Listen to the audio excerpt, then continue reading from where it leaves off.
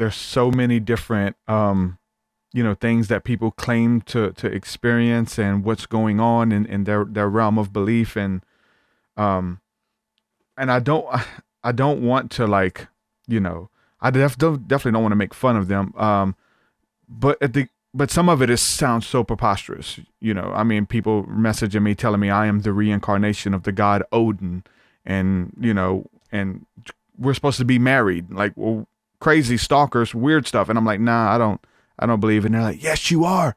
You need to understand this. And they're like, I feel like, no, I think you need help. You know what I'm saying? So there is some weird stuff that kind of comes into play with that, or with so many other scenarios. And I know you've heard as many as I have, but in the back of my mind, it's like, not the Odin thing, but some of these far out people telling me that they're the Archangel Michael and all this kind of stuff. And it's like, what if they were right?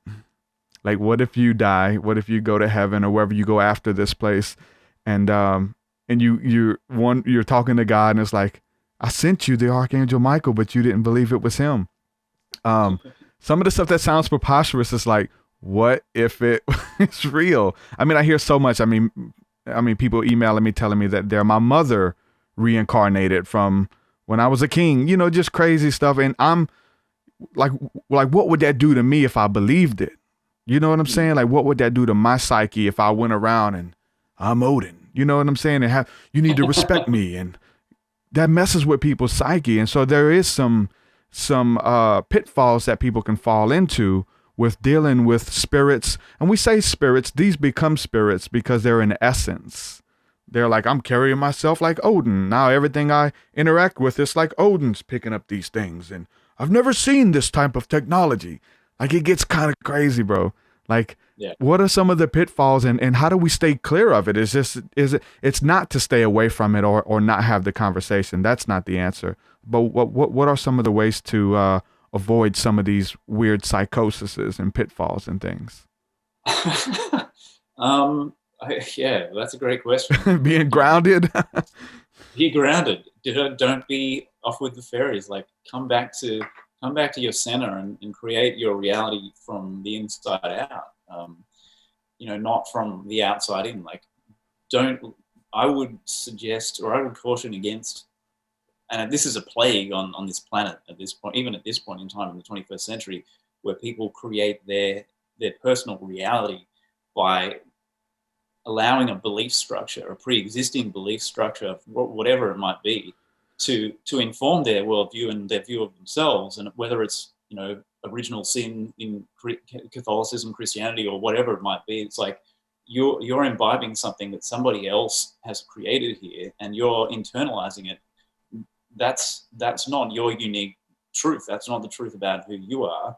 The truth about who you are can only come from inside of you. But if you're distracted by everything going on around you, and you're not listening to it, not tapping into your DNA, then you're gonna be blown around like a leaf in the wind. It's like you have no grounding, because everything outside of you is constantly shifting and changing, and you can be like, one minute you've got this belief system, the next minute that doesn't suit you, so emotionally you're driven away, and you go over here and you become this other thing. And it's like all these labels and all this stuff, it's just externalizing you, and you have no foundation whatsoever. So a lot of these people, like, if you the people who emailed you with like your Odin or whatever, I've had some pretty weird stuff too, man. And it's like, if you could look at, and I'm not saying this to be an asshole, but if you could look at those people's lives and the way that they function, not at least 99% of the time, you would not envy them in the state that their mind and their Yeah. life is in.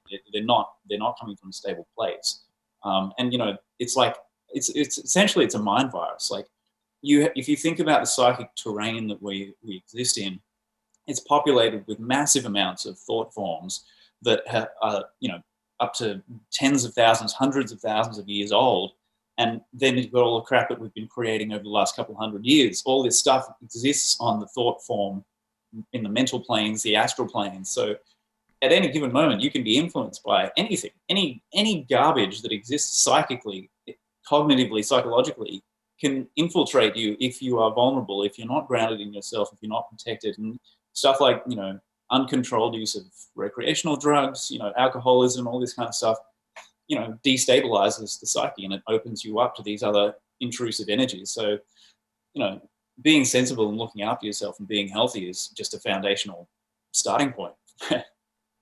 Yeah, I mean, I'm with you on, like, a lot of these people, they, it's nothing to envy, as far as their lifestyle or what they're doing. But some of them, are part of this is spiritual awakening.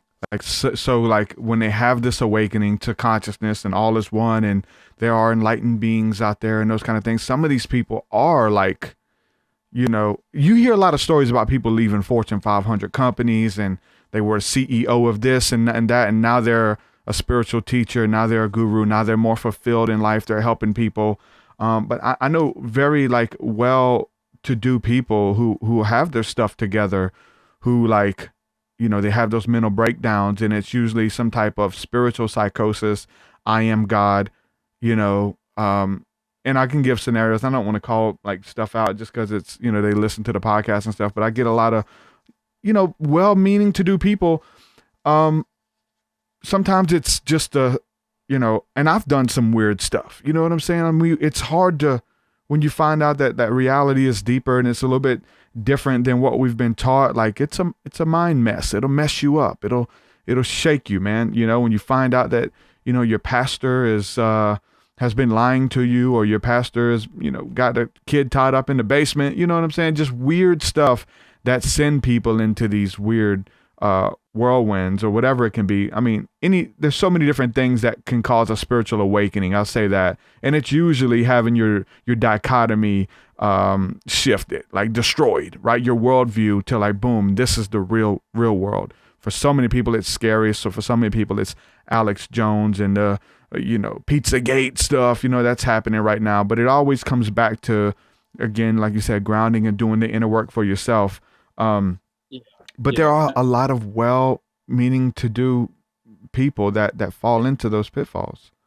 The thing is, one of the things is that stress, really intense stress, really intense psychological duress has a way of pressurizing and compressing the psyche and making it, it's like a bridge can only take so much weight on it before it eventually starts to crumble. Yeah. The psyche is the same, and the more that someone is compressed by these external pressures and stresses and things that whatever their past traumas and all that stuff, the more it leads them to a point where, if they don't have this, like, a constructive, integrative, awakening kind of experience, they'll have a disintegrative sort of experience. And a lot of people, I've noticed, this has been a theme that I've noticed over the last few years in particular, is that has been playing out. That whole having a life breakdown, like a life crisis, is often followed by somebody believing that they've had an encounter with Jesus. And it's like, I don't care if you want to believe that this historical version of events based on the Bible that's your deal. But there's a clear pattern that the psychologically fragile, stressed out person is going to become open to these other influences, and the psyche, every spiritual awakening or journey or altered state is always occurring in the psyche. You're always going deeper into the psyche. There is nowhere else to go. It's all psychological. So, and that's not reductionist. I'm saying in the broadest possible sense. So everything exists within the psyche, the broad psyche of the cosmos, the universe, the multiverse. So you can never avoid that. You can never avoid psychological content. It's either going to be yours or it's going to be someone else's. It's going to be the collective's. And one of the strongest forces or entities in the collective consciousness at this point in time, based on 2,000 years of, or say 1,800 years of conditioning, is the Jesus Christ entity, the intelligence which operates probably as a pretty autonomous being at this point. And behaves as people would expect it to based on conditioning. So that's an example of what can happen when you are opened up to things that maybe you're not fully prepared for and don't know how to interpret. In near-death experiences, there are a lot of Westerners who have that conditioning, even if they're not believers. They don't have to be a believer, but they will still often have an experience where they see this being, this luminous being, and they interpret it later on, or even at the time, they interpret it as Jesus. But they also, I notice regularly, that they also don't have a developed perspective to be able to interpret the experience from a 40,000-foot view. And interestingly enough, the entity in these near-death experiences, to hone in on one point, never ever identifies itself as Jesus. It's always the subjective interpretation of the person having the experience. So what you'll find is, and this is, I get into this in a lot of detail in the book I'm writing. It's book 2, where the forces of the psyche, the collective unconscious, will manifest themselves as these different avatars and archetypes based on what the individual needs or will understand. And it's really, to a large extent, it's as simple as that, because otherwise it would not be constructive or need serving. It's like we get what we're capable of grasping at the time, kind of thing.